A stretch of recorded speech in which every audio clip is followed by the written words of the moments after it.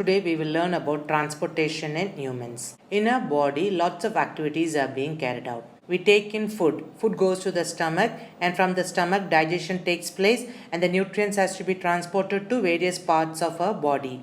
Similarly, when we breathe in oxygen, we take in oxygen, then it has to be transported to various parts of the body. And from the various parts of the body, carbon dioxide has to be given out. Similarly, nitrogenous waste has to be given out. So all these materials has to be transported. So we need a transporting system in a body. This system is a circulatory system. Transportation in humans takes place with the help of well-defined circulatory system. In this chapter, we will learn about circulatory system. Circulatory system includes blood vessels, heart and lymph. First we will see blood. Blood is a fluid connective tissue. It contains a fluid part that is known as the plasma with the cells embedded in the plasma. The cells includes RBC, WBC and platelets. RBC means red blood corpuscles, WBC means white blood corpuscles and platelets. Function of this plasma is to transport food, oxygen, carbon dioxide, nitrogenous waste in dissolved form. So components of blood are plasma and cell. The fluid part is known as the plasma, and then you have the cellular part, that is RBC, WBC and platelets. Blood is red in color due to the presence of the pigment hemoglobin in RBC. Function of RBC is to transport oxygen to different parts of our body.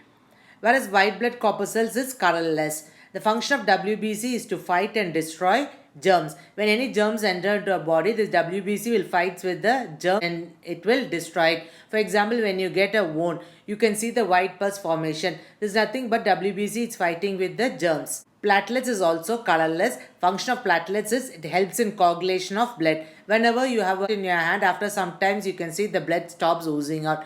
This is because of the presence of platelets. This helps in the clotting of blood. If platelets count is less, means clotting of blood will not take place easily. You should know the difference between RBC, WBC and platelets. The function of RBC is to transport oxygen to different parts of our body. WBC function is to fight and destroy germs. Platelets function is for the coagulation of blood.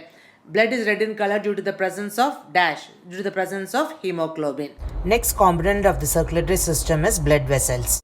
Blood vessels includes arteries, veins and capillaries. Arteries means they carry blood from the heart to various parts of the body. Veins means from various parts of the body the blood will be taken to heart. Arteries mean blood from heart to various parts of the body. Veins from various parts of the body to the heart. Capillaries helps in the exchange of gases and nutrients between blood and surrounding cells. For example, in respiratory system you have learned oxygen that we breathe in goes to the alveoli. From the alveoli is richly supplied with blood vessels. So oxygen from the alveoli will diffuse into the blood vessel and is transported to various parts of our body. Capillaries helps in exchange of gases. Arteries have thick walls because blood will flow under very high pressure. This blood vessel starts from the heart, so blood will flow under very high pressure. So it has got thick walls. Whereas veins, it has got thin walls because blood will flow with low pressure. And another difference between arteries and veins is valves are absent in arteries whereas valves are present in veins.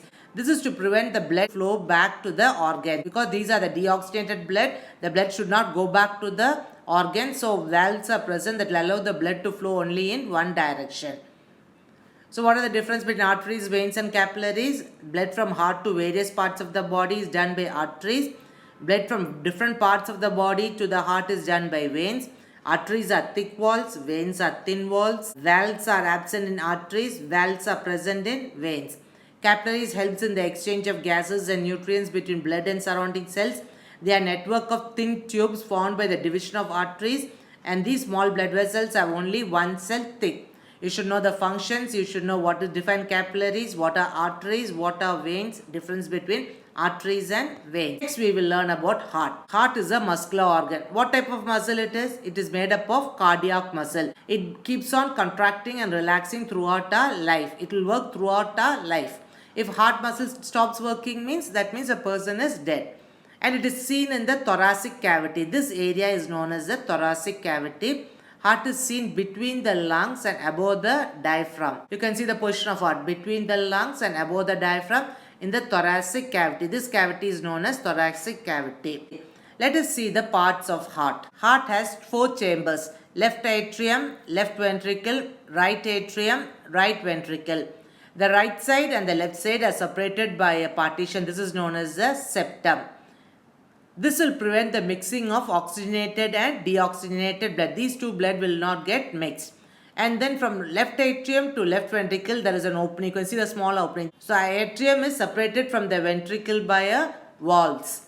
This allows the blood to flow only in one direction, so that the blood will flow only in one direction. This flow of blood is not possible. Blood that is rich in carbon dioxide will flow through the right side of the heart. Colored one, you can see this is rich in carbon dioxide.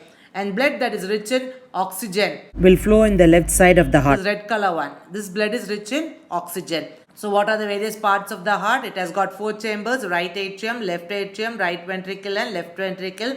The left side and right side are separated by a septum, and this will prevent the mixing of oxygenated and deoxygenated blood. Atrium and ventricles are separated by valves. This will allow the blood to flow only in one direction. To learn the diagram of the heart. Now let us see working of the heart. Deoxygenated blood from various parts of the body will be brought into the right atrium through vena cava. There's two vena cava, inferior vena cava and superior vena cava. Through these vena cava, blood will be brought to right atrium. The right atrium gets filled with blood. The right atrium will contract, and then the right ventricle will relax. At the time, this valve, tricuspid valve, will open, and blood from the right atrium will flow to right ventricle. Next, right ventricle will contract, and the blood from the right ventricle will enter into pulmonary artery. The oxygenated blood will enter into pulmonary artery, and the blood will be taken to lungs for oxygenation. In the lungs, exchange of gases takes place. Carbon dioxide will be given out and oxygen will enter into the blood. Oxygenated blood will be brought into left atrium. Left atrium will relax. That time, the oxygenated blood will be brought to the left atrium through pulmonary veins. Through pulmonary veins, blood will enter into left atrium. Next, left atrium will contract and left ventricle will relax. So, blood from the left atrium will enter into left ventricle. The valves will open, the blood enters into left ventricle. Next, ventricles will contract, atrium will relax. So, when the ventricles contract, blood will enter into aorta, and from the aorta, blood is taken to various parts of the body, and from various parts of the body, the deoxygenated blood again comes through inferior and superior vena cava and drains into right atrium. In this way, the circulation of blood takes place. Again, once more I'll explain. Deoxygenated blood from various parts of the body is brought to right atrium through vena cava. Right atrium will relax, so blood enters into right atrium. Next, right atrium will contract and right ventricle will relax, so blood from right atrium flows into right ventricle. The right ventricle will contract, so the deoxygenated blood will enter into pulmonary artery. It goes to the lungs for oxygenation. In the lung, exchange of gases takes place. The oxygenated blood is brought to the left atrium through pulmonary veins. Left atrium relaxes, so from the pulmonary veins, the blood goes into left atrium. Next, left atrium contracts and left ventricle will relax. So the valves open and the blood from the left atrium will enter into left ventricle. Next, left ventricle will contract and the blood will enter into aorta. And from aorta, the blood is carried to various parts of our body. So the blood flows through the heart twice. This is known as double circulation. The flowing of the blood through the heart twice is known as double circulation. You can see the double circulation. This is the heart and here is the lungs. See the pulmonary vein coming from the lungs. This pulmonary veins bring the blood to left atrium. From the left atrium, it is going to left ventricle. From the left ventricle, through aorta, it is going to various parts of the body. Deoxygenated blood is brought by the vena cava to the right atrium. From the right atrium, blood is going into right ventricle. Then the deoxygenated blood is carried by the pulmonary artery to the lungs for oxygenation. Again, this is continual. So, blood flows through the heart twice. This is known as double circulation. This is seen in warm-blooded animals and animals in which the body temperature doesn't change with the temperature of the environment. So, in birds and mammals and all warm-blooded animals, double circulation takes place. Whereas in fishes, blood flows through the heart only once. This is because heart has got only 2 chambers. The temperature of the fish will change according to the temperature of water. Heart pumps blood to the gills. Exchange takes place in the gills. Oxygenated blood goes into different parts of the body through the gills. Let us see the blood vessels that originate and empties into the heart. Oxygenated blood will go through aorta to different parts of our body. Aorta is the largest artery. It takes blood to various parts of our body. Next, vena cava. Vena cava will take the deoxygenated blood from various parts of the body. It will drain into right atrium. Next is pulmonary artery. Pulmonary artery will carry deoxygenated blood from the heart to lungs. This is the only artery that carries deoxygenated blood. Generally, artery carries oxygenated blood, but pulmonary artery carries deoxygenated blood. Then pulmonary vein. Pulmonary vein will carry oxygenated blood to the left atrium. All veins carry deoxygenated blood, but only pulmonary vein is the only vein that carries oxygenated blood.